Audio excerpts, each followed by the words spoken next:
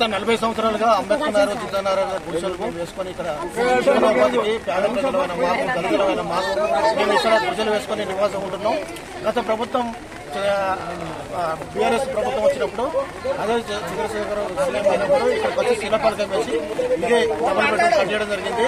సరే గుడిసెలు పోయి బంగ్లాలో అయితే అనే కాన్సెప్ట్ తోటి మేము ఆ ఆశతోటి మేము గుడిసెలు తొలిగేయడం జరిగింది. అదేవిధంగా ఇక్కడ లిస్టు కూడా కరోనా మేడం ఉన్నప్పుడు లిస్టు కూడా ఫైనల్ చేయడం జరిగింది. ఇచ్చిళ్ళు ఆనాడు ఆ ప్రభుత్వంలో 124 మంది ప్రొసీడింగ్ మాత్రమే ఇచ్చిళ్ళు. ఆ ప్రొసీడింగ్స్ ఇప్పుడు ఏమంటారంటే ఈ ప్రభుత్వం వచ్చిన తర్వాత ప్రభుత్వం చేసిన తర్వాత 124 మాత్రమే ఇక్కడ జెన్యూన్, మిగతా వాళ్ళు కారు, మేము ఇయ్యలేము.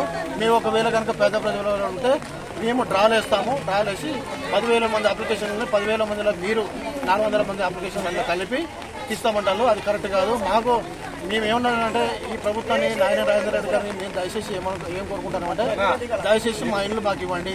లిస్టు ప్రకారం ఎంతమంది అవుతారో జెన్యూన్ గా ఉన్నారో మీరు మళ్ళీ సర్వే చేయండి. మళ్ళీ సర్వే చేసి జెన్యూన్ గా ఎవరు ఉంటారో వాళ్ళకి ఇవ్వండి అని మేము దయచేసి మేము విన్నపించుకుంటాను. అదే కాకుండా మా అందరికీ నేను అంబేద్కర్ నగర్ గుడిసెవాసిని.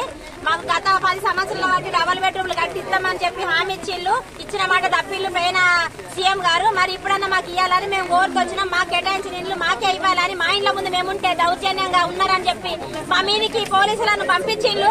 మరి ఎందుకు పంపించిళ్ళు సార్? ఇది మాకు కేటాయించిన భూమి మాకు ఇవ్వాలి కదా అని అంటే మీరు ఇక్కడ ఉండొద్దమ్మా, మాకు పైనుంచి ఆర్డర్ వచ్చి మీ ఫోటోల నుంచి పంపిస్తాము, మిమ్మల్ని ఇక్కడ నుంచి తీసుకుపోతారని చెప్తాడు సార్ కూడా.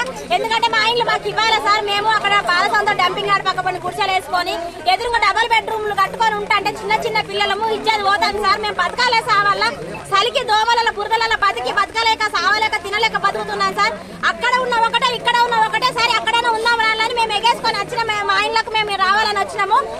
మా ఇండ్లు మాకు కేటాయించాలని మేము కోరుకుంటున్నాం సార్.